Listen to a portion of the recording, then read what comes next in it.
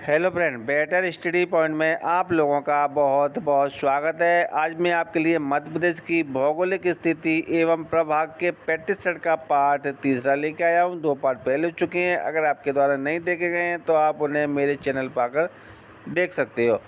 तो शुरू करते हैं पार्ट तीसरे के पहले प्रश्न से। पहला प्रश्न, अविवाहित मध्य प्रदेश की भौगोलिक स्थिति क्या थी? सही कथन चुनें। तो जब मध्य प्रदेश का विभाजन नहीं हुआ था उस समय मध्य प्रदेश की भौगोलिक स्थिति क्या थी, ये बताना है। तो देखते हैं, 70 डिग्री 40 अंश उत्तरी अक्षांश से 26 डिग्री 30 अंश उत्तरी अक्षांश तक। और ये दूसरा वाला पॉइंट है, 74 डिग्री 9 अंश पूर्वी देशांतर से 84 डिग्री 51 अंश पूर्वी देशांतर के मध्य। सवाल है उपरोक्त आ और व दोनों और दा वाला इनमें से कोई नहीं। तो सही कौन सा है? सा वाला, आ और व दोनों। ठीक है, इसके बारे में और देख लेते हैं। सन 2000 में मध्य प्रदेश का विभाजन हुआ। 2000 में मध्य प्रदेश का विभाजन हुआ जिसमें प्रदेश के अनेक परिवर्तन हुए। तो जिसमें प्रदेश में बहुत सारे परिवर्तन हुए जब विभाजन हुआ तब। अविवाहित मध्य प्रदेश की भौगोलिक स्थिति 70 डिग्री 40 अंश उत्तरी अक्षांश से 26 डिग्री 30 अंश उत्तरी अक्षांश तक तथा 74 डिग्री 9 अंश पूर्वी देशांतर से 84 डिग्री 51 अंश पूर्वी देशांतर तक थी। जब विभाजन नहीं हुआ था तब उसकी भौगोलिक स्थिति ये थी। और विभाजन के बाद मध्य प्रदेश की भौगोलिक स्थिति क्या बन गई? 21 डिग्री 6 अंश उत्तरी अक्षांश से 26 डिग्री 30 अंश उत्तरी अक्षांश तक तथा 74 डिग्री 9 अंश पूर्वी देशांतर से 82 डिग्री 48 अंश पूर्वी देशांतर के मध्य हो गई। ठीक है, ये उसकी भौगोलिक स्थिति बन गई मध्य प्रदेश की। अब दूसरा प्रश्न देखिए। दूसरा प्रश्न है, अविवाहित मध्य प्रदेश की सीमा कितने राज्यों को स्पर्श करती थी? जब मध्य प्रदेश का विभाजन नहीं हुआ था उस समय मध्य प्रदेश की सीमा कितने राज्यों को छूती थी या स्पर्श करती थी? तो कितने को करती थी? 7 राज्यों को। कितने को करती है? 7 राज्यों को। तो इसके बारे में और देख लेते हैं। सन 2000 में मध्य प्रदेश का विभाजन कर छत्तीसगढ़ नामक नवीन राज्य बनाया गया। तो जब मध्य प्रदेश का विभाजन हुआ तो छत्तीसगढ़ को अलग करके एक नया राज्य बनाया गया। इस विभाजन से पूर्व मध्य प्रदेश की सीमा 7 राज्यों को छूती थी, स्पर्श करती थी। कौन से राज्य थे? गुजरात को छूती थी, राजस्थान को, उत्तर प्रदेश को, बिहार को, उड़ीसा को, आंध्र प्रदेश को और महाराष्ट्र को स्पर्श करती थी या छूती थी इन सीमाएं। और विभाजन के बाद ये 5 राज्यों को स्पर्श करती है मध्य प्रदेश की सीमा, 5 राज्यों को। ठीक है, अगला प्रश्न देखिए। अगला प्रश्न है, निम्न में से वे कौन से राज्य हैं जिनकी सीमाएं अविभाजित मध्य प्रदेश की सीमा को तो छूती हैं या थीं लेकिन विभाजन के बाद नहीं छूती हैं? ठीक है, विभाजन हो गया तो नहीं छूती थी, लेकिन अविभाजित था तब छूती थी। तो कौन सा है ये बताना है। देखते हैं, आंध्र प्रदेश, बिहार, झारखंड, उड़ीसा। तो एक तो आंध्र प्रदेश था, बिहार था और उड़ीसा। तो पहला, दूसरा और चौथा, पहला, दूसरा और चौथा ये राज्य थे। तो अविभाजित मध्य प्रदेश को तो छूते थे लेकिन विभाजन के बाद नहीं छूते हैं।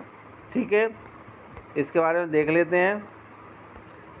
अविभाजित मध्य प्रदेश को 7 राज्यों की सीमाएं स्पर्श करती थीं जो विभाजन के बाद 5 हो गए और इनमें से भी छत्तीसगढ़ शामिल है। इस प्रकार मध्य प्रदेश की सीमा को छूने वाले 3 राज्य आंध्र प्रदेश, बिहार और उड़ीसा ऐसे हैं जो अविभाजित मध्य प्रदेश की सीमा को तो स्पर्श करते थे लेकिन विभाजित मध्य प्रदेश की सीमा को नहीं छूते हैं या नहीं स्पर्श करते हैं। ठीक है, अगला प्रश्न है, संपूर्ण मध्य प्रदेश निम्न में से किस पठार का भाग माना जाता है? तो जो संपूर्ण मध्य प्रदेश है वो किस पठार का भाग माना जाता है? वो माना जाता है दक्षिण के पठार का। किसका? दक्षिण के पठार का। इसके बारे में देख लेते हैं। भारत का हृदय प्रदेश कहा जाने वाला संपूर्ण मध्य राज्य दक्षिण के पठार का भाग है। संपूर्ण मध्य राज्य दक्षिण के पठार का भाग है। इसके उत्तर में जलोढ़ के मैदान, पश्चिम में अरावली की पर्वत श्रेणियाँ, पूर्व में बघेलखंड का पठार और दक्षिण में प्रायद्वीप का पठार स्थित है। ठीक है, उत्तर में क्या है? जलोढ़ के मैदान, किस पश्चिम में अरावली की पर्वत श्रेणियाँ, पूर्व में बघेलखंड का पठार है और दक्षिण में प्रायद्वीपीय पठार स्थित है। ठीक है, अगला देखिए, अगला है भू संरचना की दृष्टि से चंबल सोन अक्ष के उत्तर का भाग क्या कहलाता है? किसके? चंबल सोन अक्ष के उत्तर का भाग क्या कहलाता है भू संरचना की दृष्टि से? ये बताना है। तो ये कहलाता है मध्य उच्च प्रदेश। क्या कहलाता है? मध्य उच्च प्रदेश कहलाता है। इसके बारे में देख लेते हैं। भू संरचना की दृष्टि से मध्य प्रदेश को स्पष्ट भागों में विभाजित किया गया। इसी आधार से चंबल सोन अक्ष के उत्तर के भाग को मध्य उच्च प्रदेश नाम दिया गया। क्या नाम दिया गया? मध्य उच्च प्रदेश नाम दिया गया। जो दक्कन ट्रैप, विंध्यन शैल समूह तथा ग्रेनाइट नीस से का बना है? किसका बना है? दक्कन ट्रैप का, विंध्यन शैल समूह का और ग्रेनाइट नीस का बना हुआ है। ठीक है, अगला प्रश्न है भौगोलिक संरचना की दृष्टि से मध्य प्रदेश के संबंध में सही कथन छांटिए। तो मध्य प्रदेश के संबंध में सही कथन देखना है। तो देखो, नर्मदा सोन अक्ष के दक्षिण में सतपुड़ा की श्रेणी है। ठीक, मध्य उच्च प्रदेश गंगा के बेसिन का भाग है। पूर्वी पठार महानदी और सोन नदी के बेसिन का भाग है। उपरोक्त सभी कथन सही हैं। तो यही वाला सही है, उपरोक्त सभी कथन सही है। इसके बारे में और देख लेते हैं। भौगोलिक संरचना के अनुसार मध्य प्रदेश को स्पष्ट प्राकृतिक भागों में बांटा गया। इसके अनुसार नर्मदा सोन अक्ष के दक्षिण में सतपुड़ा की श्रेणी स्थित है। प्रदेश का मध्य उच्च प्रदेश गंगा के बेसिन का भाग है तथा पूर्वी पठार महानदी और सोन नदी के बेसिन का भाग है। पूर्वी पठार क्या? महानदी और सोन नदी के बेसिन का भाग है। अगला प्रश्न देखिए, 7वां प्रश्न है राज्य पुनर्गठन से पूर्व मध्य प्रदेश को किन किन नामों से जाना जाता था? जब राज्य पुनर्गठन हुआ था उससे पहले मध्य प्रदेश को कौन कौन से नामों से जाना जाता था? तो देखिए, ब्रिटिश शासनकाल में सेंट्रल प्रोविंस एवं बरार, सेंट्रल इंडिया और पश्चिम की रियासतों को मध्य भारत और उपरोक्त सभी, तो इन्हें सभी नामों से उन्हें जाना जाता था। इसके बारे में और देख लेते हैं। 1956 में राज्य पुनर्गठन से पूर्व मध्य प्रदेश के विभिन्न क्षेत्रों को भिन्न भिन्न नामों से जाना जाता था। ब्रिटिश शासनकाल में सेंट्रल प्रोविंस एवं बरार नामक प्रांत, बघेलखंड व छत्तीसगढ़ जैसी अन्य छोटी छोटी रियासतों को सेंट्रल इंडिया तथा पश्चिम रियासतों को मध्य भारत के नाम से जाना जाता था। तो छोटी छोटी रियासतों को सेंट्रल इंडिया के नाम से जाना जाता था और ब्रिटिश काल में सेंट्रल प्रोविंस एवं बरार नामक प्रांत को बघेलखंड व छत्तीसगढ़ जैसी अन्य छोटी छोटी रियासतों को सेंट्रल इंडिया, पश्चिमी रियासतों को मध्य भारत के नाम से जाना जाता था। ठीक है, अगला प्रश्न है मध्य प्रदेश के किस जिले में धारवाड़ शैल समूह को सौसा सीरीज के नाम से जाना जाता है? तो किसके नाम से? सौसा सीरीज के नाम से, सौसा सीरीज के नाम से जाना जाता है। तो किसको कहाँ पे जाना जाता है? ये किस जिले में? ये छिंदवाड़ा जिले में, किसमें? छिंदवाड़ा जिले में जाना जाता है। इसके बारे में देख लेते हैं। धारवाड़ सेल समूह मुख्यतः दक्षिणी मध्य प्रदेश में पाई जाती है। कहाँ पर पाई जाती है? दक्षिणी मध्य प्रदेश में। ठीक है, इस समूह को प्रदेश के छिंदवाड़ा जिले में सौसा सीरीज के नाम से जाना जाता है।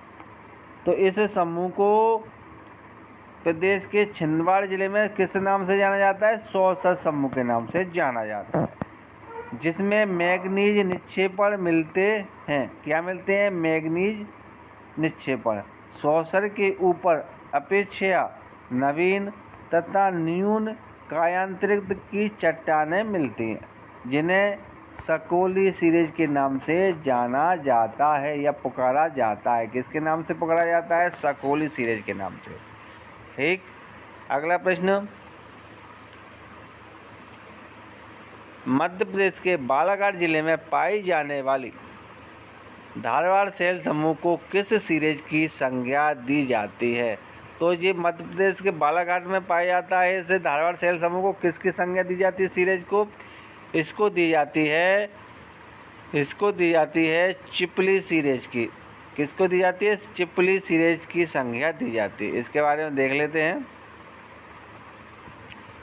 मध्य प्रदेश के दक्षिण जिलों में मुख्यतः छिंदवाड़ा व बालाघाट में धारवाड़ सेल समूह पाई जाती है।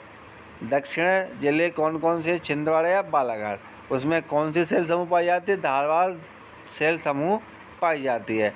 बालाघाट तथा अन्य निकटवर्ती भागों में धारवाड़ चट्टानों की चिपली सीरीज की संज्ञा दी जाती है। किसकी संज्ञा दी जाती है? चिपली सीरीज की संज्ञा दी जाती है। अगला प्रश्न है 10वां प्रश्न। 10वां प्रश्न देखिए। पन्ना की प्रसिद्ध हीरे की खदानें निम्न में से किस सीरीज के अंतर्गत आती हैं? तो किस सीरीज के अंतर्गत आती है पन्ना की प्रसिद्ध हीरे की खदानें?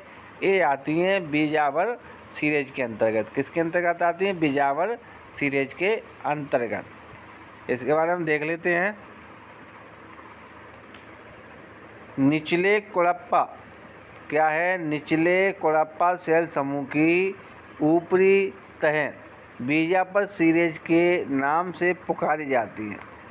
ये कुड़प्पा सेल समूह के ऊपरी तह बीजापर सीरीज के नाम से पुकारी जाती हैं। इस समूह की चट्टानें बीजावर, पन्ना तथा ग्वालियर के निकट मिलती हैं। कहाँ मिलती हैं? पन्ना, ग्वालियर और बीजापुर के निकट मिलती हैं तथा इनमें हुए ज्वालामुखी विभेदों में हीरे मिलते हैं। इसी के अंतर्गत पन्ना की प्रसिद्ध हीरा खानें आती हैं। किसके अंतर्गत आती हैं? बीजावर सीरीज के अंतर्गत आती हैं। ठीक है, अगला प्रश्न 11वां प्रश्न है। निम्न में से उस सेल को छांटिए जो कैमूर, रीवा और तथा भांडे सीरीज में बांटी गई हैं। किसमें? कैमूर, रीवा और भांडे सीरीज में। तो देखिए कौन सा है? अपर विंध्यन सीरीज। ठीक है, कौन सा है? अपर विंध्यन। तो इसके बारे में देख लेते हैं। उत्तरी मध्य प्रदेश में पाए जाने वाले विंध्यन सेन समूह को दो भागों में लोअर विंध्यन तथा अपर विंध्यन में बांटा गया। ठीक, किसमें? दो भागों में बांटा गया है, लोअर और अपर विंध्यन में बांटा गया है। अपर विंध्यन के विस्तृत प्रदेश नर्मदा के उत्तर में मिलते हैं। कहाँ पर मिलते हैं? नर्मदा के उत्तर में, जिन्हें कैमूर, रीवा तथा भांडा सीरीज में बांटा गया है। जो उन्हें किस में बांटा गया है? कैमूर, रीवा और भांडा सीरीज में बांटा गया है। अगला प्रश्न है और लास्ट वाला प्रश्न रहेगा। अपर गोंडवाना सेल समूह को अपर गोंडवाना सेल समूह को सतपुड़ा क्षेत्र में किस नाम से पुकारा जाता है? तो किस नाम से पुकारा जाता है? अपर गोंडवाना सेल समूह को किस नाम से पुकारा जाता है? चौगान और जबलपुर स्तर, ये दोनों नामों से पुकारा जाता है। तो ऑप्शन कौन सा सही रहेगा? सा वाला। कौन सा सही है? सा वाला। इसके बारे में देख लेते हैं। मध्य प्रदेश में गोंडवाना सेल समूह को लोअर गोंडवाना सेल समूह में वर्गीकृत किया गया है। यह सेल समूह प्रदेश के 2 क्षेत्रों सतपुड़ा तथा बघेलखंड के पठार में पाई जाती है। 2 क्षेत्र कौन कौन से? सतपुड़ा और बघेलखंड के पठार में पाई जाती है। सतपुड़ा क्षेत्र में अपर गोंडवाना सेल समूह को चौगान, सतपुड़ा क्षेत्र में अपर गोंडवाना सेल समूह को चौगान तथा जबलपुर स्तर के नाम से जाना जाता है। किसके नाम से? चौगान तथा जबलपुर स्तर के नाम से जाना जाता है। ठीक। अगर आपको मेरे प्रश्न या मेरा वीडियो अच्छा लग रहा हो तो वीडियो को आप लाइक करें, शेयर करें और सब्सक्राइब करना ना भूलें। अगर सब्सक्राइब करोगे तो जो मैं वीडियो अपलोड करूँगा वो आपको समय से मिल सकेगा। और आप इस श्रृंखला को ज़रूर ज्वाइन करें। ये श्रृंखला चैप्टर वाइज रहेगी और इसमें 1 लाख प्रश्नों की श्रृंखला है, तो आप ज़रूर ज्वाइन करके इसका लाभ उठाएं। ओके, थैंक यू, धन्यवाद।